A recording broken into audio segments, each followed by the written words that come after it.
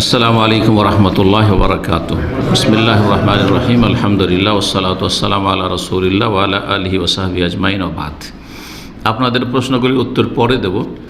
আমাদের বিভিন্ন দেশ থেকে যে প্রশ্নগুলি এসে আছে, আমাদের এক ভাই কালেকশন করেন হোয়াটসঅ্যাপে, আর তারপরে প্রতি সপ্তাহে আমার কাছে 10 থেকে 20টা পাঠায়। এগুলোর উত্তর দেওয়ার সাপ্তাহিক চেষ্টা করি এবং এগুলি আপলোড হয় যাতে করে অন্যরা উপকৃত হয়। আর তারপরে আপনাদের যদি প্রশ্ন থাকে মৌখিক প্রশ্ন করবেন। আজকের তারিখ 20 শাওয়াল 1443 হিজরি মোতাবেক 21শে মে 2022। প্রথম প্রশ্ন করেছেন, আসসালামু আলাইকুম রহমতুল্লাহ বরকাতু। ওয়ালাইকুম আসসালাম রহমতুল্লাহ বরকাতু। শেখ, এক বোনের মেয়ের 9 বছর বয়স হওয়া মাত্রই ওর পিরিয়ড শুরু হয়েছে। তিনি জানতে চাচ্ছেন ওর জন্য কি রোজা ফরজ? পিরিয়ড টাইমে রোজা কি ওকে রেখে দিতে হবে? এত অল্প বয়সে পিরিয়ড হলে তার জন্য নামাজ, পর্দা সব কিছু কি ফরজ হয়ে যায়? গুরুত্বপূর্ণ প্রশ্ন। মাসিক 9 বছর বয়সে হতে পারে, 9 বছর বয়সেও মাসিক হতে পারে, তার আগেও হয়ে যেতে পারে। জি, সাধারণত 11-12 হয় অধিকাংশ মেয়েদের, কিন্তু তার আগেও হয়ে যেতে পারে। এখানে দাম্মামে আমাদের এক ভাই ছিলেন উর্দুভাষী, কিন্তু আমার সাথে খুব ভালো সম্পর্ক ছিল, এই আমাদের পাশেই থাকতেন পরিবার নিয়ে। তো মেয়েদেরকে ছোট ছোট দেখেছি, মাঝে মাঝে দাওয়াতও দিয়েছে। তো একদিন হঠাৎ করে আমাকে টেলিফোনে মাসলা আমার কাছ থেকে জানতো। তো জিজ্ঞাসা করছে যে, শেখ, আমার মেয়ে তো 9 বছর বয়স এরকম হয়ে গেছে মাসিক, তো এটা কি হয়? হ্যাঁ, হতে পারে, বাস্তব এটা আর কি। সুতরাং এখানেও যিনি জিজ্ঞেস করেছেন 9 বছর বয়সে মাসিকের কথা জিজ্ঞাসা করেছেন, হতে পারে, অবাস্তব কিছু না, আর সেটা রোগের কারণে নয়, বরং মাসিক। জি, জানতে চেয়েছেন যে রোজা কি ফরজ? হ্যাঁ, যখনই মাসিক হয়ে যাবে একটি লক্ষণ, কয়েকটি লক্ষণের একটি লক্ষণ হচ্ছে মাসিক ঋতু মেয়েদের শুরু হয়ে যাওয়া। কিসের লক্ষণ? সাবালিকা হওয়ার লক্ষণ। ছেলেদের ক্ষেত্রে অন্যান্য লক্ষণগুলি রয়েছে, ছেলেদের ক্ষেত্রে অন্যান্য লক্ষণগুলি রয়েছে, মেয়েদের ক্ষেত্রে যে লক্ষণগুলি আরও রয়েছে সবগুলি এখানে বললে সময় লেগে যাবে, কিন্তু এটি একটি লক্ষণ। সাবালিকা হওয়ার একটি লক্ষণ হচ্ছে মাসিক ঋতু এসে, যেটা আগে পাওয়া যাবে লক্ষণ সেটাই আপনি গ্রহণ করুন। ধরেন মাসিক শুরু হয়নি কিন্তু অন্য লক্ষণ পাওয়া গেছে, তাহলে সাবালিকা হয়ে গেছে। সিয়াম ফরজ, জি, আর বাকি অন্যান্য যে ফরজ সবগুলি ফরজ। সুতরাং সালাতও ফরজ, নামাজও ফরজ। জি, হেজাব, পর্দা সেটাও ফরজ। জি হ্যাঁ, 9 বছর বয়সে মাসিক হয়েছে, তার 9 বছর থেকে এখন কি করতে হবে? বাইরে নিয়ে গেলে হেজাব করতে হবে, বা বেগানা পুরুষ বাড়ির মধ্যে আসছে হেজাব করতে হবে। হেজাব মানে শুধু মাথার কাপড় নয়, এখানে পশ্চিমা পরিভাষা হচ্ছে হেজাব মানে ছোট্ট একটা স্কার্ফ থাকে মাথার উপর, একটু রুমাল বাঁধা, আর তারপরে এইদিকে একটা টাইট গেঞ্জি, আর তারপরে একটা জিন্স প্যান্ট। আর এটার নাম কি দিয়েছে? হেজাব। যখন আমি মালদ্বীপ সফরে গেলাম, মালদ্বীপে কোনো মাথা খোলা মেয়ে পেলাম না। মালদ্বীপ হচ্ছে এমন একটা দেশ যেখানে নাগরিক সকলে হচ্ছে কি 100% মুসলিম, সেখানে অমুসলিম কোনো নাগরিক নেই। বিদেশি আছে, প্রবাসী আছে, বাংলাদেশি যথেষ্ট আছে। 3টে বক্তব্য করলাম সেখানে, আর বেশ কিছু দ্বীপ ঘুরলামও, দেখলামও। ইন্ডিয়ান আছে, শ্রীলঙ্কান আছে, বিভিন্ন দেশের লোক আছে, আর অন্য দেশেরও আছে, কিন্তু সেখানকার নাগরিক একমাত্র কারা হয়? মুসলিম। ভারত, বাংলাদেশ, পাকিস্তানের মুসলিম মেয়েরাও চুল খুলে একবারে খোলামেলা চলাফেরা করে, ঠিক না? কিন্তু মালদ্বীপের একটি বৈশিষ্ট্য হচ্ছে যে মাথা খোলা অবস্থায় কোনো মেয়েকে সেখানকার নাগরিক মেয়েদেরকে দেখলাম না। এয়ারপোর্টের নামতে মেয়েরা ডিউটি করছে, তাদের সংখ্যা বেশি, কিন্তু সবার মাথায় ছোট্ট একটা, আমার গোত্রার 3 ভাগের 1 ভাগ কি 4 ভাগের 1 ভাগ হবে এইরকমই বাঁধা আছে, বুঝতে পারছেন না? চেহারা খোলা, কিন্তু মাথার উপরে ছোট্ট একটা কি বাঁধা আছে, এগুলো বাঁধা আছে, স্কার্ফ। এইটার নাম কিন্তু হেজাব দিয়েছে পশ্চিমা ভাষায়। পশ্চিমা দেশে যারা থাকে টাইট প্যান্ট, এদিকে গেঞ্জি, হ্যাঁ, তো ওখানে ওইরকম দেখলাম, এদিকে একটা গেঞ্জি পরে আছে অথবা একটা শার্ট পরে আছে, টি শার্ট, আর তারপরে নিচে জিন্স প্যান্ট টাইট একবারে হয়ে আছে, আর মাথার উপরে একটা কাপড়, সেটার নাম হেজাব। এটা কিন্তু ইসলামী হেজাব নয়, এটা হচ্ছে এক শ্রেণীর লোকদের কাছে হেজাব। ইসলামী হেজাব হচ্ছে ঢিলা ঢালা পোশাক, নিচেও ঢিলা ঢালা, শরীরেও ঢিলা ঢালা, আর মাথার উপর বড় একটা জিলবাব ওড়না থাকবে, যেটাতে শরীরে যেই অঙ্গগুলি আকর্ষণীয় সেগুলো ঢিলা কাপড় দিয়ে এই বড় চাদর দিয়ে ঢেকে যাবে, যেমন আকর্ষণীয় বক্ষ, তাই না, ইত্যাদি ইত্যাদি। শরীরে যেই জায়গাগুলোতে নারীদের আকর্ষণ রয়েছে সব ঢাকা থাকবে, ঢিলা ঢালা থাকবে। জি, এটা হচ্ছে হেজাব। আর চেহারা ঢাকাতে, চেহারা ওপরে যেটা রয়েছে সেটাও কি হেজাব, এটা হেজাব, এটা হচ্ছে ফরজ, এবং এটি হচ্ছে আসল পর্দার জায়গা। কারণ আকর্ষণ কোথায়? জি, চেহারার দিকে মানুষ তাকায়। জি, চেহারাতে ফেতনাতে পড়ে। একজন যুবক কোনো যুবতীর ফেতনা পড়েছে, তার সে রূপ চেহারা দেখে। একজন ছেলের ফেতনায় পড়েছে, এক মেয়ে কি দেখে, তার চেহারা দেখে পড়েছে। জি, ফেতনায়। তো হেজাব করা ফরজ বেগানাদের সামনে। এক কথায় সাবালিকা হয়ে গেলে, আর সাবালিকা হওয়ার লক্ষণ হচ্ছে মাসিক ঋতু, সুতরাং সবগুলি পালন করতে, যেই সেয়ামগুলি রোজাগুলি ছুটে গেছে কাজা করতে হবে, কাজা করতে হবে। জি, ছোট দিনগুলিতে করবে। জি, 2 নম্বর প্রশ্ন বলছেন সালামের পরে, ওয়ালাইকুম আসসালাম রহমতুল্লাহ বরকাতুহু, সলাতে ইমাম মুক্তাদি অবস্থায় আমরা যখন রুকু করি বা সেজদা করি, সেক্ষেত্রে আমরা কি তাকবীরের টাইমিংটা কী হবে, আমাদের তাকবীরের টাইমিংটা কী হবে? আমি জানতে চাচ্ছি তাকবীরের সঠিক সময় কোনটা, কাজের আগে, পরে নাকি সাথে? আশা করি প্রশ্ন বুঝতে পেরেছি। অর্থাৎ যখন তাকবীর দিচ্ছেন, তাকবীর দেওয়ার সাথে রফায়দানি করছে, রফায়দান বুঝাইতে চাইছে। তো এখানে ও যেভাবে লিখেছে তাতে হচ্ছে কি, যে তাকবীরের টাইমটা কি বলছে যে কাজের আগে কাজটা কি? কাজ হচ্ছে রফায়দান, কাজ হচ্ছে রফুল এদান। এই যে রফুল এদান করছেন, রফুল এদান কয় জায়গায় আছে সালাতে? 4 জায়গায় আছে।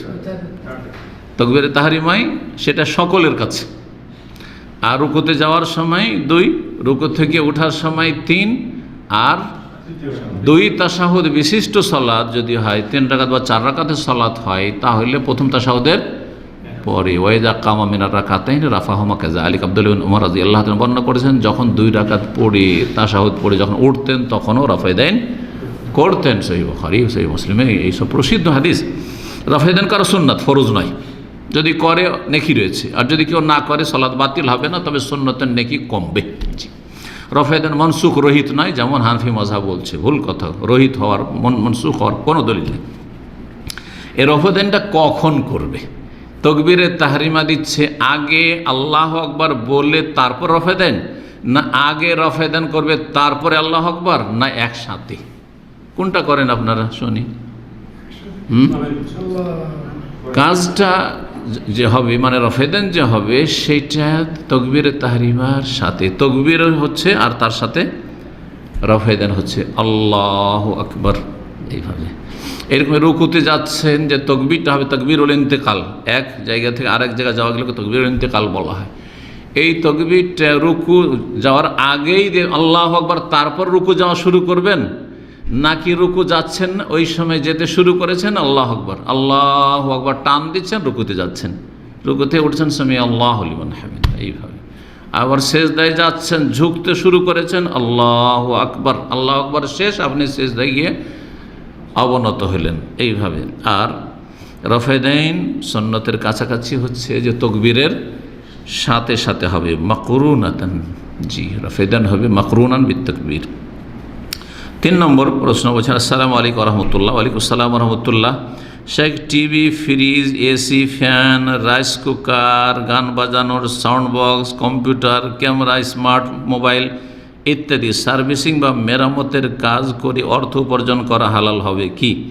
উল্লেখ্য যে উপরোক্ত পণ্যগুলি বর্তমান সময়ে হারাম কাজে বেশিরভাগ ব্যবহার করে থাকে, যেমন টিভি, মোবাইল ও কম্পিউটারের মাধ্যমে অশ্লীল নাটক, সিনেমা, নাচ, গান ও খেলা ইত্যাদি দেখতে ও শুনতে বেশি ব্যবহার করে। জাযাকুমুল্লাহ খাইর।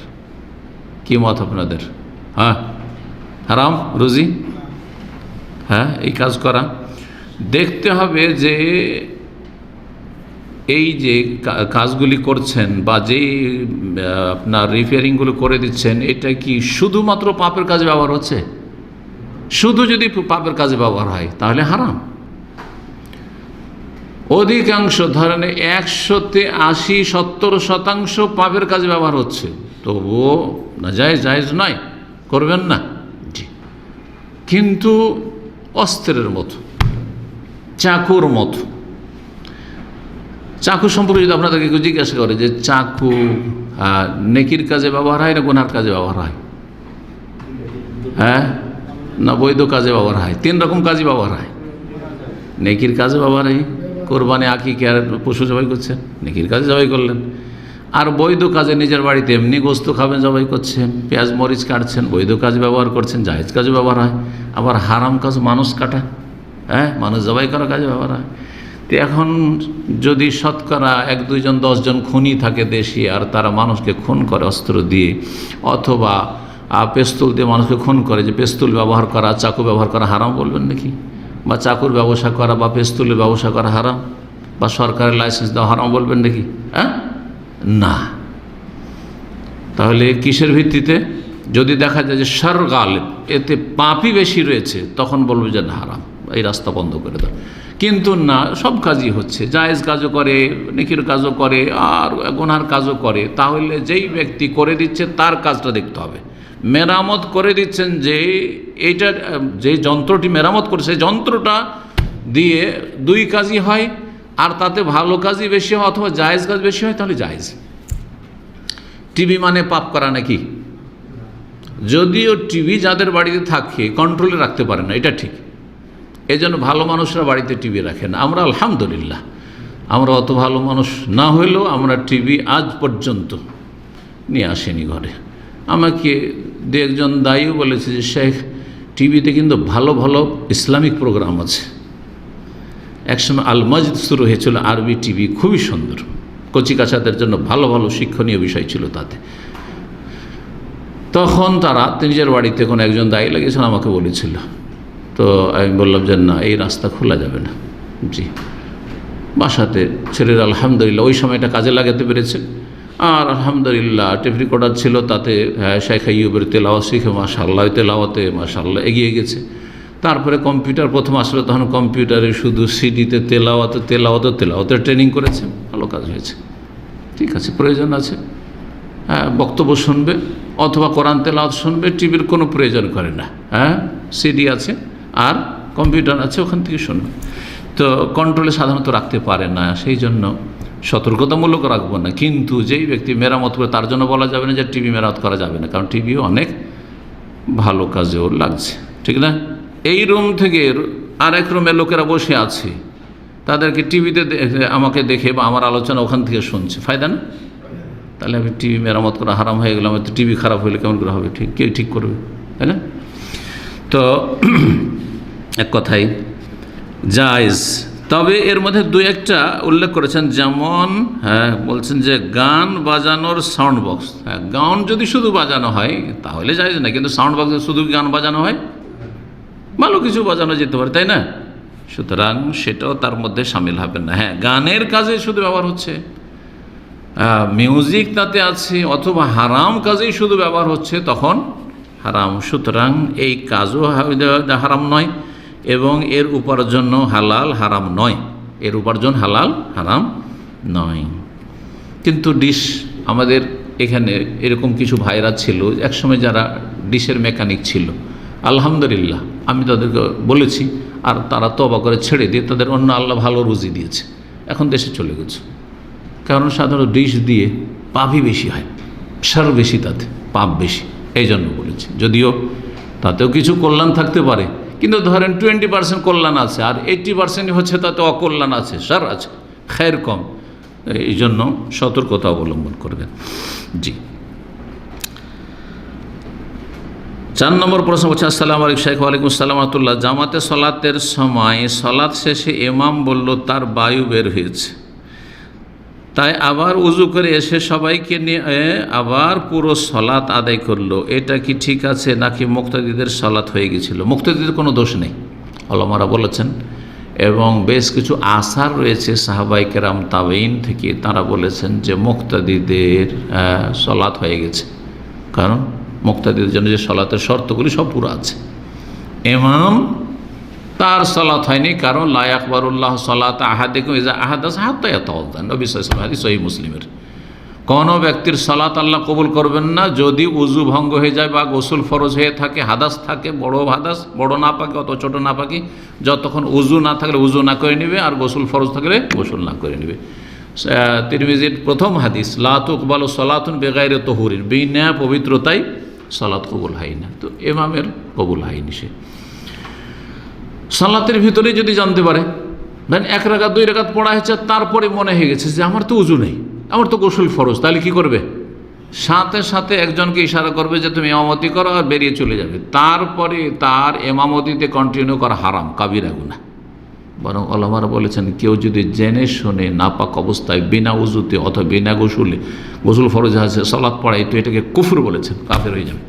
কারণ হারামকে হালাল মনে করলে যেমন তারা সলাতে একটু এগিয়ে যাওয়া জায়েজ নয়, হারাম, কুফর পর্যন্ত বলেছেন। সুতরাং সতর্ক সাবধান। কিন্তু যখন জানা ছিল না, যেমনই মনে হয়েছে তেমনই বেরিয়ে যাবে এবং ইশারা করবে। সালাত জামাত শেষ হয়ে গেছে, জামাত শেষ হওয়ার পরে মনে হয়েছে, তাহলে বলবে যে তোমরা সালাত পড়ো কারো ইমামতিতে, আর আমি চলো, অথবা অপেক্ষা করো আমি উজু করে আসি, তারপর তোমাদেরকে।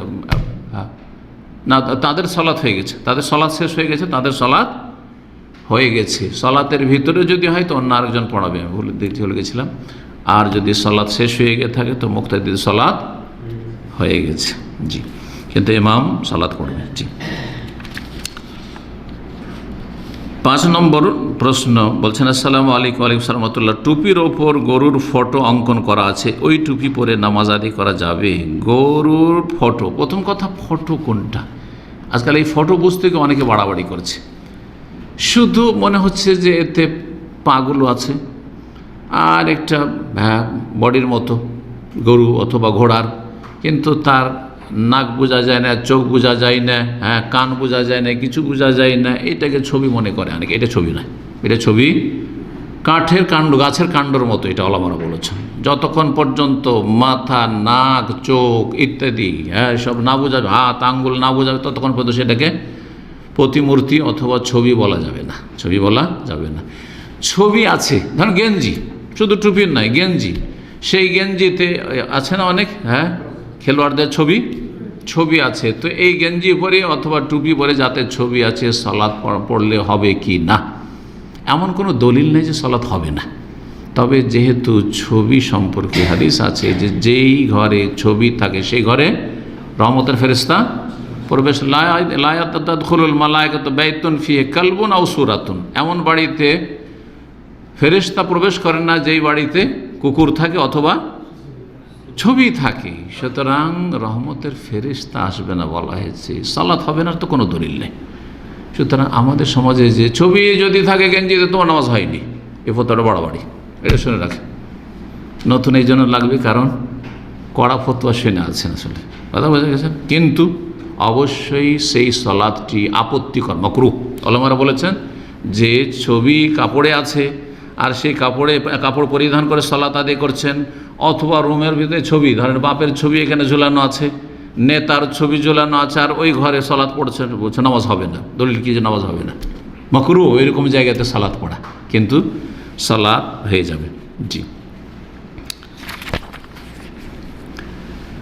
6 নম্বর প্রশ্ন বলছেন, আসসালামু আলাইকুম রহমতুল্লাহ বরকাতু। ওয়ালাইকুম আসসালাম রহমতুল্লাহ বরকাতু। একজন ব্যক্তি প্রতিদিন প্রায় 20 কিলোমিটার পথ যাতায়াত করে চাকরি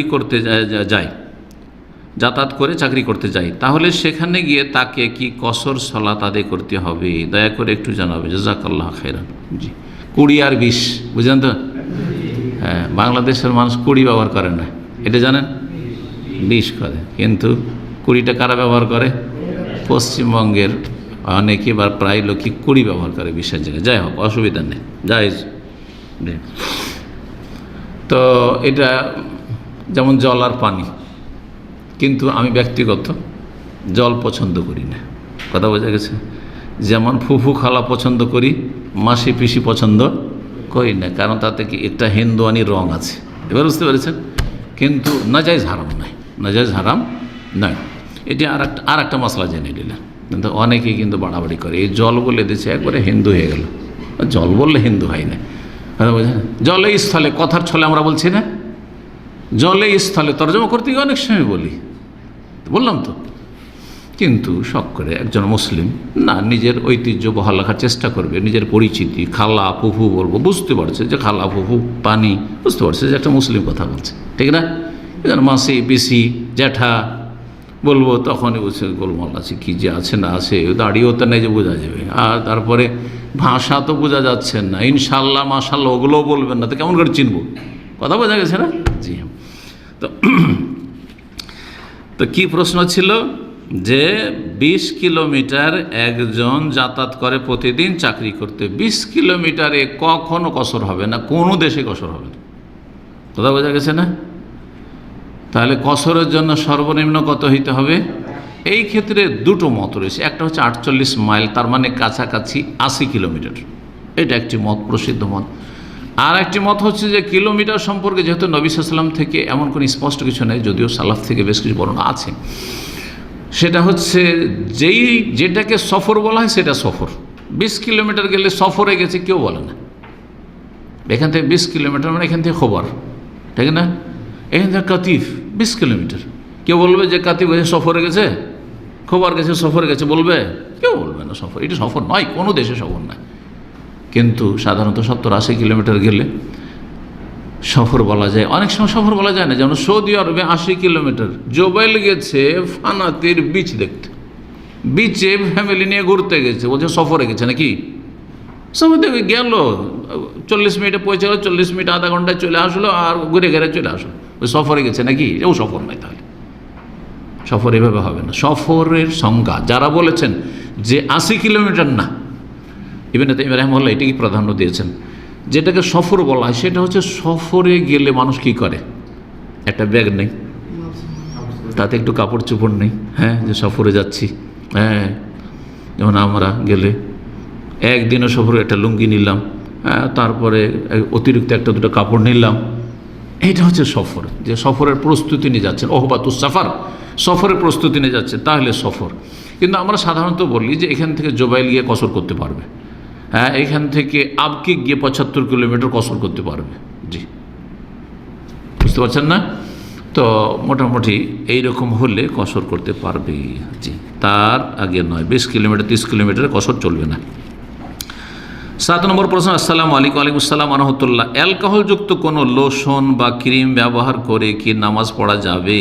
আমি যদি উজু করে অ্যালকোহলযুক্ত লোশন ব্যবহার করে নামাজ পড়ি, আমার নামাজ কি হবে? অ্যালকোহলযুক্ত লোশন, প্রথম কথা অ্যালকোহল মদ, মাদক দ্রব্য। অ্যালকোহল, শুধু অ্যালকোহল মদ, আর সেই মদ বা অ্যালকোহলটি অন্য কোনো পবিত্র কিছুতে বা অন্য জিনিসে মিশ্রিত করা, দুটো হুকুমে পার্থক্য রয়েছে। এই লোশনগুলি যেগুলিতে অ্যালকোহল রয়েছে সামান্য, সেগুলি সম্পর্কে ফতোয়া হচ্ছে যে সেগুলি ব্যবহার করা জায়েজ, ব্যবহার করা জায়েজ, যদিও তাতে অ্যালকোহল আছে। এটি হচ্ছে ঠিক। না জায়েজ কেউ বললে বাড়াবাড়ি। জায়েজ যারা বলেছেন তারা দুইভাবে ব্যাখ্যা করেছেন, ভালো করে শুনেন, খুব গুরুত্বপূর্ণ মাসলা। শেখ বিন ওসাইমিন রহমতুল্লাহ আলাইহি বলছেন যে অ্যালকোহল বা খামর, সরাসরি মদ বলেন, মদ হারাম, মানে হারাম মানে কি, পান করা হারাম, কিন্তু সেটা নাপাক নয়। আমি এই বিষয়টি মেলাবার বিভিন্ন প্রসঙ্গে বলেছি যে অনেক কিছুই আছে আল্লাহর জমিনে যেটা নাপাক, হ্যাঁ, নয়, কিন্তু পানাহার করা হারাম। কেউ যে মাটি খায়, মাটি এমন পাক যে আমাদেরকে পাক করে, ওযু না থাকলে, গোসল না থাকলে তেমন করা যায়, ঠিক কিনা? তারপরে মাটি খাওয়া কি জায়েজ? জায়েজ নয়, মাটি খাওয়া জায়েজ নয়। অনেকের বদ অভ্যাস থাকে, মাটি খাওয়া জায়েজ নয়। তো আচ্ছা, তামাক, হ্যাঁ, তামাক, যে বিড়ি, সিগারেট, ভিতরে তামাক আছে না বিড়ির ভিতরে, এখন হারাম না হারাম নাই? হারাম, কিন্তু নাপাক। কারো বিড়ির প্যাকেট যদি পকেটে রাখে তো কাপড়টা নাপাক হয়ে যাবে নাকি? হবে না? হবে না। সিগারেট যদি রাখে, প্যাকেটের বাইরে সিগারেট রেখেছে পকেটে, তো কাপড় নাপাক হয়ে যাবে না? নাপাক হবে। তাহলে অনেক কিছু আছে যেগুলি হারাম, ভক্ষণ করা হারাম, পান করা হারাম, কিন্তু সেটা নাপাক নয়। তো ইবনে ওসাইম রাহিমাহুল্লাহ বলছেন যে মদ হারাম কিন্তু নাপাক নয়। দলিল, তার দলিল কিন্তু মজবুত। নবী সাল্লাল্লাহু আলাইহি ওয়াসাল্লাম যখন মদ হারামের ঘোষণা শোনেন, কোরআনে যখন নাজিল হল, ইন্নামাল খামরু ওয়াল মাইসিরু ওয়াল আনসাবু ওয়াল আজলামু রিজসুম মিন আমালিশ শাইতানি ফাজতানিবুহু লাআল্লাকুম তুফলিহুন, এই আয়াতগুলি নাজিল হইল ফাইনাল 3 স্তরে মদ হারাম করা হয়েছে মদিনায়। জি, দীর্ঘদিন পরে মদিনায় মদ হারাম করা হয়েছে একদম ফাইনালি। তখন এত বেশি মদ ছিল অনেকের বাড়িতে যে বড় বড় মটকা, মটকা বুঝলেন তো না, বড় বড় মটকা কলস, সেগুলি ভর্তি মদ ছিল। সবগুলি ভেঙে দেওয়া হইলো, ভেঙে দিতে বলা হইলো, ঘোষণা করলো গলিতে গলিতে যার বাড়িতে মদ আছে বইয়ে দাও, মটকা থাকলে ভেঙে দাও। মটকাগুলি ভেঙে দেওয়া হইলো আর রাস্তায় বইয়ে দেওয়া হইলো। সেই হাদিসের ফাজারাত ফি সিকাকিল মদিনাতে, মদিনার গলিতে গলিতে পানির মতন বইছিল মদ, পানির মতন প্রবাহিত হচ্ছিল। ওই গলিগুলি দিয়ে, রাস্তাগুলি দিয়ে মুসলিমরা হেঁটে সালাত পড়তে যায় না। মহিলাদের কাপড় একেবারে জমিনে ঠেকে ঠেকে তারা হাঁটতেন না সাহাবিয়াতরা। তাহলে যদি নাপাক হইতো তো কী করে বহানো হইল মদিনায়? বুঝতে পেরেছেন না? যদি সাহাবীরা কেউ ভুল করে দেয় যে এইভাবে রাস্তায় বইয়ে দিয়েছে, তো নবী সাল্লাল্লাহু আলাইহি ওয়াসাল্লাম বলতেন না যে এটা ভুল কাজ করেছে, রাস্তাগুলি পরিষ্কার করো, হ্যাঁ নাপাক করে দিয়েছে সব রাস্তাকে, বলতেন না? তাও কেন বললেন না? তাহলে বোঝা গেল যে মদ হচ্ছে অ্যালকোহল হারাম কিন্তু নাপাক নয়। সুতরাং লোশনে মিশালে তাতে নাপাক হয়ে যায় না। শেখুল বাজ রাহিমাহুল্লাহ আর অধিকাংশ ওলামারা বলছেন যে মদ কি হারামের সাথে নাপাক, হারামের সাথে নাপাক মদ হচ্ছে। তাহলে মদ যদি কাপড়ে লেগে যায় একদম খালেস মদ, তাহলে বলবো যে নাপাক হয়ে গেল এই মতে। কিন্তু এই যে ঔষধে হোমিও ঔষধে অথবা আপনার এই লোশনে যে সামান্য কিছু পার্সেন্টেজ আছে, তারা বলেছেন, ওই জন্য শুরুতে আমি শুরু করেছিলাম যে একেবারে মদ নয়, পুরোটা অ্যালকোহল নয়, কিন্তু সামান্য কিছু কি আছে অন্য কিছুতে মিশানো হয়েছে। যদি সামান্য কিছু অন্য কিছুতে মিশানো থাকে তো ওলামারা বলেছেন যে অসুবিধা নেই। সুতরাং স্প্রেতে কোনো অসুবিধা নেই। সেখানে বাদ বলছে স্প্রে আপনি ইউজ করেন কোনো অসুবিধা নেই, এইরকমই হোমিও ওষুধ ব্যবহার করেন কোনো অসুবিধা নেই, কারণ সামান্য কিছু তাতে আছে। হালকা সামান্য কিছু যদি থাকে তো শরীয়তে এই ক্ষেত্রে ছাড় দেওয়া হয়েছে, ছাড় দেওয়া হয়েছে। দুই ব্যাখ্যাতেই লোশন অথবা ক্রিম অথবা স্প্রে এসবগুলি ব্যবহার করা কি জায়েজ।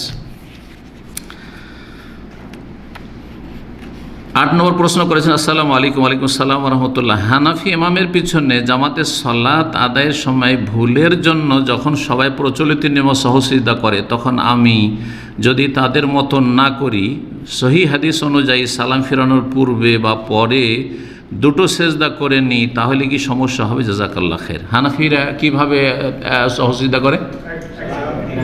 ডান দিকে সালাম ফেরার পরে সহসিজদা করে, তারপরে কি করে না, তারপরে আবার ওদের কাছে আর একটা মশলায় ভিন্নতা আছে, সেটা হচ্ছে আবার তাশাহুদ পড়তে হবে, আত্তাহিয়াত দুরুদ ইত্যাদি পড়তে হবে, আর তারপরে তখন কি করতে হবে? হ্যাঁ, তারপরে তখন সালাম ফিরবে। সালাম ফেরার সময় শুধু বাম দিকে ফিরে না, আবার দুই দিকে ফিরে, তারপরে দুই দিকে ফিরে।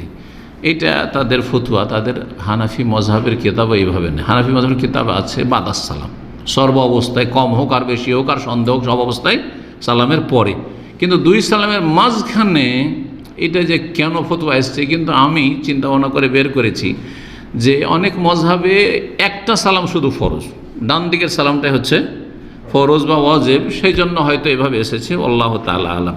যদি এরকম সুন্নতের খেলাফ এটা হয় সালামের আগে করেন না সালামের পরে করেন, এটি হচ্ছে সুন্নত। হ্যাঁ, দুটো সিজদা করবেন, দুই সালামের আগে অথবা দুই সালামের পরে। কিন্তু ইমাম যেহেতু আপনার, আর ইমাম ওইভাবে সুন্নতের খেলাফ করছে, এই সুন্নতের খেলাফের জন্য ইমামের আনুগত্য করা কিন্তু ফরজ।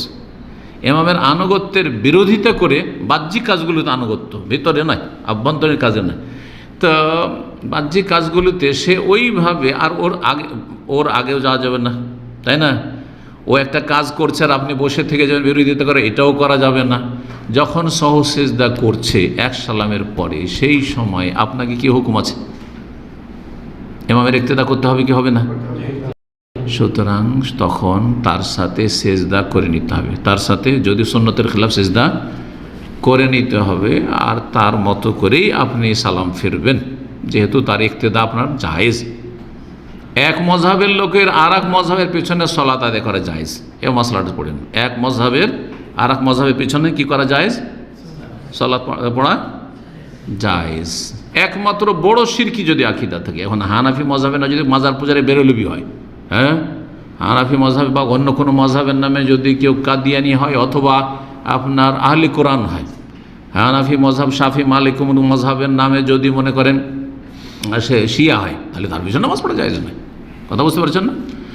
তো সুতরাং তার অনুকরণ করবেন, বিরোধিতা করে সহসিজদা চলবে না। জি, 9 নম্বর প্রশ্ন বলছেন, আসসালামু আলাইকুম শাইখ। ওয়ালাইকুম আসসালাম রহমতুল্লাহ। প্রসাব করে পানি ব্যবহার করি, পানি না পেলে মাটি ব্যবহার করি, কিন্তু অনেককে দেখি পানি না পেলে টিস্যু পেপার ব্যবহার করে। পানি আর মাটিতে তো পবিত্রকারী উপাদান রয়েছে, কিন্তু টিস্যু পেপারে তো পানি ও মাটির মতো উপাদান দিয়ে তৈরি নয়, তাই পানি না পেলে শুধু টিস্যু পেপারে কি পবিত্রতা অর্জন হবে?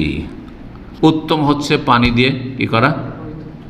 লম্বা কাজে প্রশ্ন, সংক্ষেপে হচ্ছে যে পানি নেই, আমরা মাটি ব্যবহার করি, কিন্তু অনেকে দেখা যায় কি টিস্যু ব্যবহার, টিস্যু দিয়ে কি ইস্তেজমার বা কুলুক হবে, কুলুক যেটাকে বললেন, কুলুক নেওয়া হবে কি না? ওলামারা বলেছেন যে বর্তমান যুগে টিস্যুর প্রয়োগ এত বেশি হয়েছে, আর বিশেষ করে পশ্চিমা দেশ সম্পর্কে আপনাদের জানা আছে, ওদের বাথরুমে পানির ব্যবস্থা থাকে না, আর টিস্যু এত বেশি ব্যবহার করে। প্রথম যখন করোনা শুরু হয় তখন ইংল্যান্ডে টিস্যু নিয়ে সুপার মার্কেট মলগুলিতে মারামারি শুরু হয়ে গেছে, কাড়াকাড়ি শুরু হয়ে গেছে, এইরকম অবস্থা। কারণ টিস্যু ছাড়া বাঁচতে পারবে না, এরকম অবস্থা তাদের। সব কাজে টিস্যু, এত টিস্যু ব্যবহার করে যে আমি 12টা দিন থেকে ওদের টিস্যু ব্যবহার দেখে মুসলিম সমাজে, আমি তো অমুসলিম সমাজে যাইনি, খ্রিস্টানদের মধ্যে, মুসলিম সমাজে টিস্যু ব্যবহার দেখে আমি বিরক্ত হয়ে গেছি। আরে বাপরে বাপ, তো অপচয়, এত বেশি টিস্যুর প্রয়োগ ব্যবহার করে সব কাজে টিস্যু। আল্লাহ হেফাজত করুক এবং অপচয় থেকে আল্লাহ বাঁচাক। যাই হোক, টিস্যু আজকাল ওলামারা বলেছেন যে মাটির বিকল্প হিসাবে ব্যবহার করতে শুরু করেছে লোকেরা। আর পানি থাকলে তো উত্তম, কিন্তু পানি যখন নেই তখন উদ্দেশ্য হচ্ছে যে যেই জায়গায় নাপাকি লেগেছে অথবা যেই জায়গা দিয়ে নাপাকি নির্গত হয়েছে, বেরিয়েছে, সেই জায়গা মুছে নাও, সেই জায়গা মুছে নাও। ঢেলা দিয়েও মোছা হচ্ছে, মাটি দিয়েও মোছা হচ্ছে, বালি দিয়েও মোছা হচ্ছে, তো টিস্যু দিয়েও কেউ যদি মুছে তো পবিত্রতা হাসিল হয়ে যাবে। এই ফতোয়াই রয়েছে সৌদি আরবের বড় ওলামাদের, এই ফতোয়াই রয়েছে। 10 নম্বর এবং সর্বশেষ প্রশ্ন বলছেন, আসসালামু আলাইকুম। ওয়ালাইকুম আসসালাম রহমতুল্লাহ। কিছু নফল আমলের নিয়ত করলে পরে তা না করতে পারলে পাপ হবে কি? সেই নিয়ত কি মানত বলে গণ্য হবে? কোনো নফল সুন্নতের যদি কেউ নিয়ত করে যে এই কাজটা করব, ধরেন সোমবারে রোজা রাখবো, আমি এই বৃহস্পতিবারে কী করব, রোজা রাখবো, সিয়াম পালন করবো, আর করলো না, হ্যাঁ, রাতে এর সাথে নিয়ত করে গেল যে আমি তাহাজ্জুদ পড়বো, আর তারপরে উঠতে পারলো না, অথবা উঠলই না, জেগেছিল তারপর উঠলো না, গোনা হবে না। তবে একজন ভালো মানুষের পরিচয় হচ্ছে, মুত্তাকির পরিচয় হচ্ছে, ভালো কোনো নিয়ত করলে সেটাকে সম্পূর্ণ করার চেষ্টা করবে যথাসাধ্য, কিন্তু সেটা ফরজ ওয়াজিব হয়ে যায় না, আর জরুরি নয় সেটার কাজা করতে হবে এমন কিছু না। কেউ বলেছেন শুরু করে দিলে, সেটা যদি শুরু করার পরে ভঙ্গ করে তো কাজা করতে, হানাফি মযহাবে এই জন্য তার নামাজ শুরু করে দেবে, ওইদিকে যদি জামাত শুরু হয় তাও ছাড়তে চায় না, এই ফতোয়ার ভিত্তিতে হানাফিরা। কিন্তু আসলে এটাও ঠিক না যে আপনি নামাজ শুরু করেছিলেন তাহিয়াতুল মসজিদ, আর একামত হয়ে গেল, অথবা ফজরের সুন্নাত শুরু করেছিলেন মসজিদে গিয়ে, আর একামত হয়ে গেল, আর আপনার এদিকে জামাত চলে যাচ্ছে, তারপরও জামাতের বেশ কিছু চলে যাচ্ছে, তেলাওয়াত চলে যাচ্ছে, আর আপনি এদিকে নামাজ পড়তে আছেন, এইভাবে জায়েজ নয়।